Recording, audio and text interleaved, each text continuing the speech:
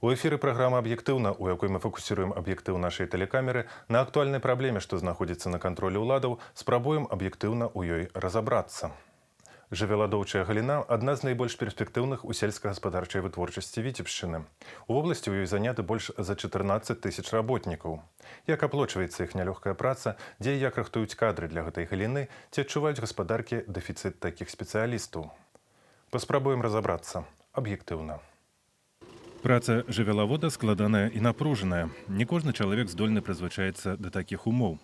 Да таго ж паступова змяншаецца колькасць сельскага насельніцтва. Як вынік, у галіне назіраецца пэўны дэфіцыт кадраў, асабліва даярак. В Витебской области на сегодняшний день в животноводческой отрасли трудится более 14 тысяч работников. Значит, наиболее востребованные на сегодняшний день это, конечно же, животноводы, которые занимаются на производстве молока, это операторы машинного доения. При потребности более 4 тысяч, значит, имеется только 96% от потребности. Ну, это связано прежде всего с тем, что сегодня идет большая текучка этих кадров. Эти кадры, значит, задействованы, будем так говорить, в тяжелых условиях работы. Значит, это прежде всего и ранняя дойка, и вечерняя дойка. Поэтому, ну, ищем, обучаем.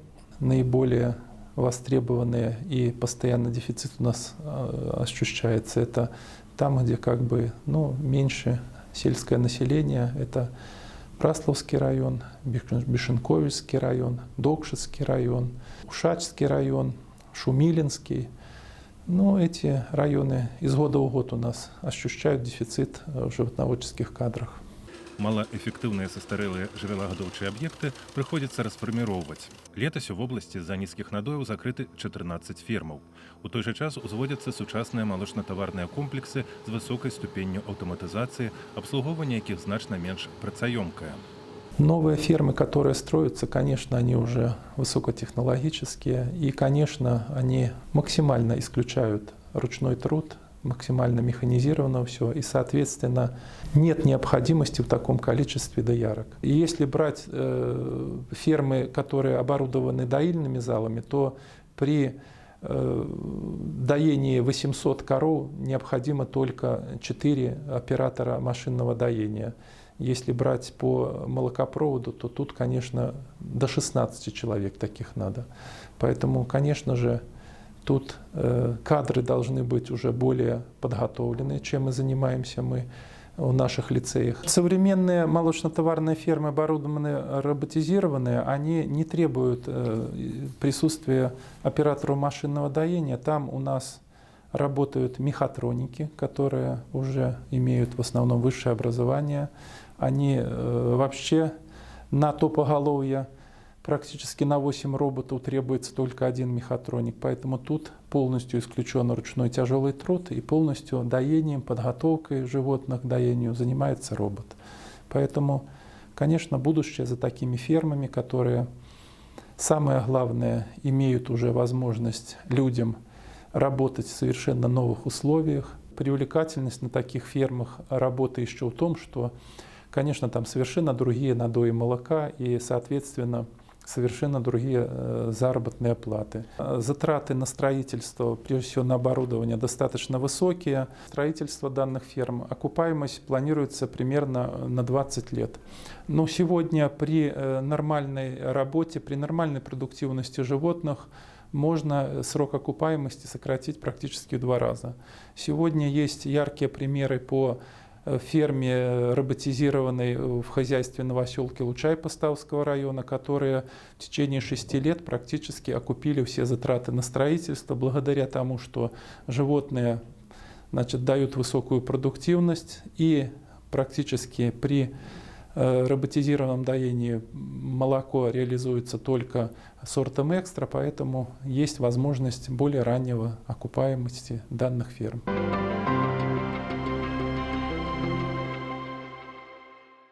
Віцебшчына ў параўнанні з іншымі рэгіёнамі краіны знаходзіцца ў больш выгадным становішчы ў плане падрыхтоўкі кадраў. У абласным цэнтры дзейнічае акадэмія ветэрынарнай медыцыны, якая штогод выпускае сотні высокакваліфікаваных спецыялістаў, у першую чаргу для жывёлагадоўчай галіны.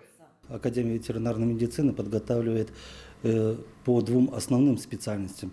Это по ветеринарной медицине, на факультете, в котором на сегодняшний день обучается 1800 студентов, и по зоотехнии. Также у нас еще имеются специальности, которые востребованы на сегодняшний день на рынке труда Беларуси. Это ветеринарная фармация и ветеринарно-санитарная экспертиза. В основном на сегодняшний день, так как востребована ветеринарная медицина, то и учащихся, которые поступают, у нас контрольные цифры постоянно увеличиваются. Если взять в разрезе последних 3 лет, вот контрольные цифры приема по ветеринарной медицине были увеличены порядка на 10-15 человек. По зоотехнии также идет увеличение. Но не нужно забывать, что у нас еще есть заочная форма обучения, где также по данным специальностям учатся наши студенты. Важная складаючая падрыхтоўкі высокакласнага спецыяліста авалодванне практычнымі навыкамі. Таму будучыя ветурачы і заатэхнікі ўжо з першага курса наведваюць гаспадаркі вобласці. В дальнейшем обучении на 2-м, 3-м, 4-м курсе студенты также проходят практики уже более продолжительные, до 5-6 месяцев. Ну а на 5-м курсе наши студенты уезжают на практику на полгода и проходят обучение при специалистах, которые назначены хозяйством, и получают дополнительные знания. Если взять Витебскую область, можно сказать, что она шагнула немного вперед даже других областей, потому что благодаря губернатору было поручение, чтобы студентов, которые направляются на практику, брали на оплачиваемую должность. В первую очередь это дает то, что студент не приехал просто отгулять или отбыть. Он уже заинтересован, и кроме того, что заинтересован, он имеет ответственность. Для кожнага выпускніка ветакадэміі гарантавана першае месца працы. Больш таго, у маладога спецыяліста ёсць магчымасць выбраць, у якой гаспадарцы пачаць сваю працоўную біяграфію. На аднаго студэнта апошняга курса прапаноўваецца да 5 свабодных вакансій.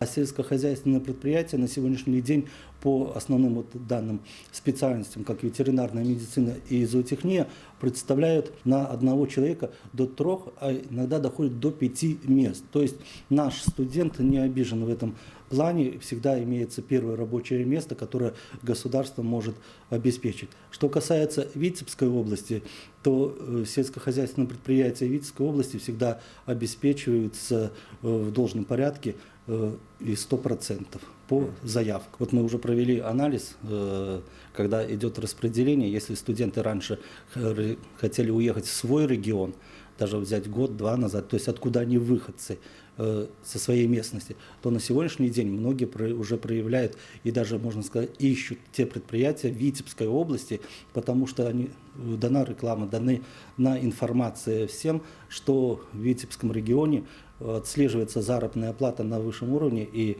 отслеживается именно не просто оплата труда, а гарантированная оплата труда. Ну и можно сказать, что если оставались раньше слабые, может где-то студенты, то на сегодняшний день те, кто идет в первых числах распределения в списках, они и остаются в Витебской области, желают остаться. И еще немаловажным моментом является все-таки обеспечение не только заработной платы, но и жильем, что в Витебской области достойно предоставляется на сегодняшний день. В область распределяется по ветеринарной медицине около 80 человек и по зоотехнии около 20 человек ежегодно. По Витебской области последние 2 года, что связано, может, и с ростом заработной платы, перераспределений минимально, если взять в разрезе других областей. За год это 5-6 перераспределений. Если взять, например, отдельные области, то доходит иногда до 30 человек, которые после основного распределения подают документы для повторного распределения в течение года, которого еще не отработали. У красавіку 2018 года Витебскі аблвыканкам прыняў распараджэнне аб аплаце працы асобных катэгорый работнікаў сельгасарганізацыі. Адна з асноўных мэт дакумента – зменшыць адток спецыялістаў, у тым ліку занятых у жывёлагадоўчай галіне. Повышение заработной платы позволило сегодня получить более грамотных, более высоко квалифицированных выпускников вузов, которые с удовольствием при распределении уже пошли в сельхозорганизации Витебской области. Если мы получаем сегодня специалистов образованных, которые могут сегодня повернуть животноводства в направлении высокой продуктивности, то есть результат.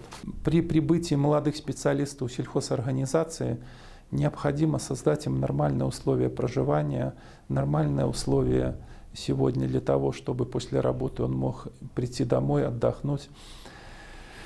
Это достаточно сложно, поэтому практически 50% выпускников – это уроженцы Витебской области, которые практически распределяются по месту жительства родителей. Ну и потом уже решается вопрос о том жилье, которое они хотят. То есть или они хотят сами его строить, или они там какое-то получают жилье, которое им нравится в хозяйстве. Ну а по тем специалистам, которые приезжают с других регионов, конечно же, перед распределением, если хозяйство требуется специалист, конечно, ставятся условия и руководителю хозяйства. Он должен или же отремонтировать какое-то жилье, встретиться с этим выпускником после распределения, что он хочет, чтобы какие-то и его требования удовлетворились.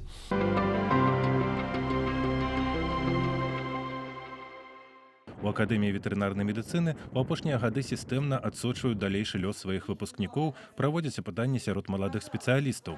Адно з іх паказала, што заработная плата не на першым месцы сярод стымулаў, якія пабуджаюць заставацца ў прафесіі.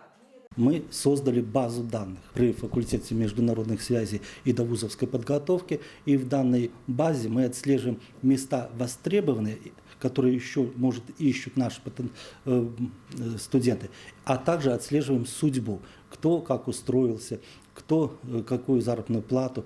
Также ведем опрос данных студентов. Вот буквально в октябре месяце был опрос наших выпускников, которые остались работать в сельскохозяйственных предприятиях Витебской области и других регионов. Большинство связывают свою дальнейшую жизнь и хотят связать с сельским хозяйством. И приоритетом для них является даже не заработная плата на первом месте, а большинство студентов отвечают, что в первую очередь это атмосфера, которая складывается в коллективе данного предприятия, главным является и жилищные условия. А зарплата на третьем месте. З кожным годам набор на спецыяльнасці, звязаныя з жывёлагадоўляй, у ветакадэміі павялічваецца. Гэты год не стане выключэннем. Ці можа атрымацца, што ў рэшце рэшт на рынку працы такія спецыялісты стануць незапатрабаванымі? На сегодняшний день у нас неудовлетворенность еще заявок более 500 мест по Республике Беларусь. Поэтому есть области, вот как вот Витебская регионально, мы помогаем и заполняем, но есть и другие регионы, которые на сегодняшний день и меньше имеют процент заполняемости. Ну и нужно не забывать, что большими темпами развиваются города, на которые на сегодняшний день также востребованы ветеринарные врачи и также по зоотехнии для оказания услуг, куда многие ребята тоже стремятся.